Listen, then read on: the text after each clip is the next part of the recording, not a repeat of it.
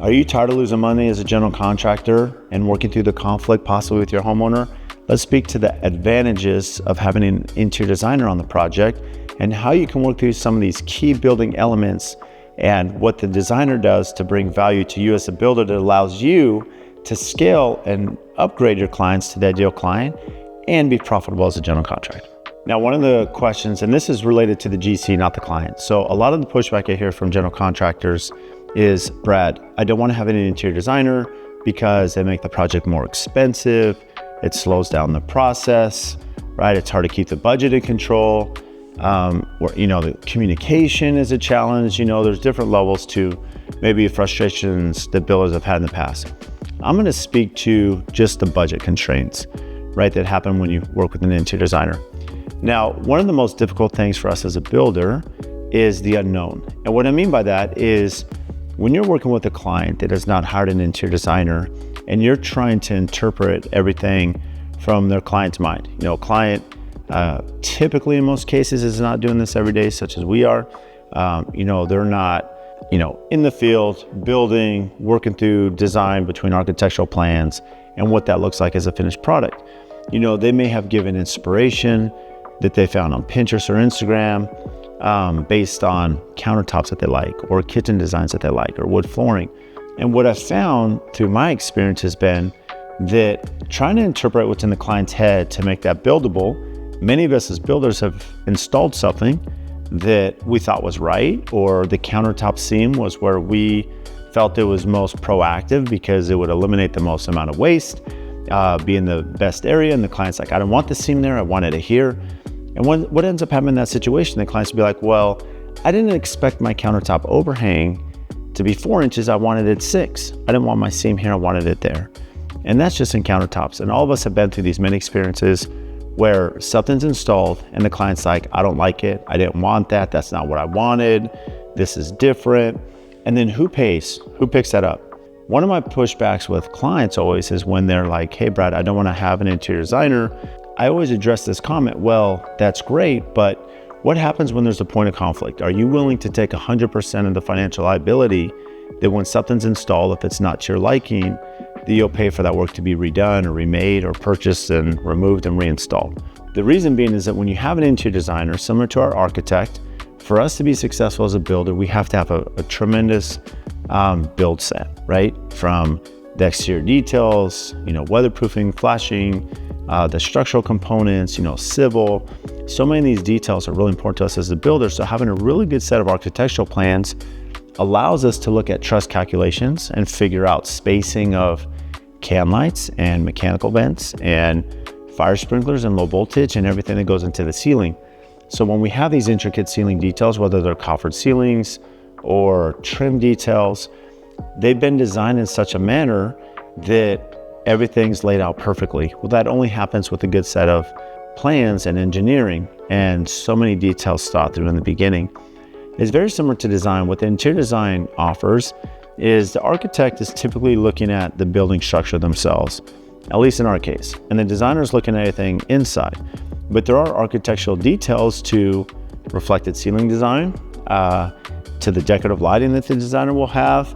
Again, what's really important for us to understand this is if a designer is not involved from the beginning and the client wants to put some patio swings on the back patio, well, are those trusses rated for the weight of the swings? And people, most everything is weighted for live load and what's called dead load. And they don't anticipate a patio overhang for live load because people aren't going to be living there or sitting on those trusses or hanging from them. So they're typically not engineered for furniture to be hung from them, for people to sit down, and you can have issues as a builder to warranty the project. So having a good designer, one, it eliminates the callback and the warranty because we can design thoughtfully around backing for chandeliers or porch swings or decorative furnishings that are going into the home. Again, it allows us a really strong build set. So it protects us throughout pricing. We can price things more effectively. We can make sure we're apples for apples. We can vet our subcontractors better. We can make sure that no scope is missed because everything's laid out, whether on the architectural design or the design book. You think about build time. How many of us have lost time by client's travel schedule and lack of decisions and trying to push product design details, not getting answers to those a lot of times. And that's why there are companies that work as owner's reps. And why? Because they understand that when you're working with a client that hasn't done this before, a lot of times the client is the one that's inhibiting progress on the project. Not that they want to, but they don't understand the day-to-day of what we're dealing with. And so again, having design from the beginning, having architectural plans, it allows us to create a more accurate schedule because we understand the scope and we're not looking for answers. Some of the biggest challenges in my career were pre-interior design commitments, whereas now it's mandatory that we have an interior designer on every project. The reason being, some of which I'm speaking about, but we had a project where the client did not make decisions on stain materials for their interior doors. They couldn't decide if they wanted a traditional jamb with traditional trim, or if they wanted a kerf jamb where the drywall would tie in. Well, at the last moment, as the home's framed and we're installing, installation's done, we're doing drywall, and the client says, hey, I want to do kerf jamb. Well, now it takes us 8 to 12 weeks to make doors. So now that house is sitting vacant because the drywaller can't come in and kerf all the drywall jambs into it. Otherwise, you move forward and then there's change orders and trip charges and you have repeat visits. Point being is that the more information we have, the better time frame we can give to the client, the better budget we can control. And even outside of budget and coordination, yes, with a designer, there's coordination between them and the builder. And we do what's called a page turn. This is one of the most effective things to do as a builder that I recommend is before we start a project, we'll sit down with the architect and we'll do what's called a page turn. We'll turn through every page of the plans. They'll point out certain details that were really important to the client and why they were designed that way. We do the same thing with our interior designers. We do a page turn. We go through every page.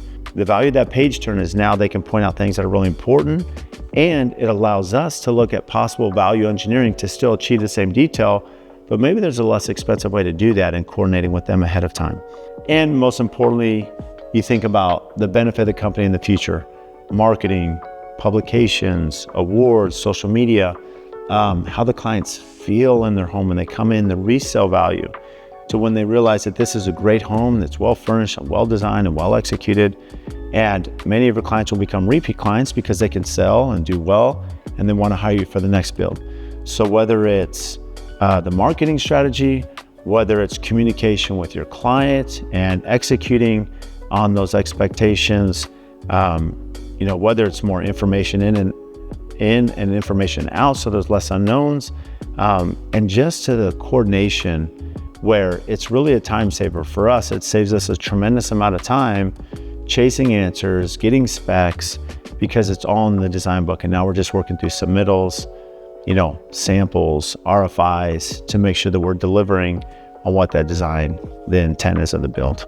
Thanks for tuning in for our video about the value of interior design and how we can coordinate with our interior designers. There's more to come on that, and you're going to see how those interior designers can take you to the next level they can take you to the next level to get published and get those accolades that help build that credibility for your company. So comment below, subscribe to our channel. Thanks for the support.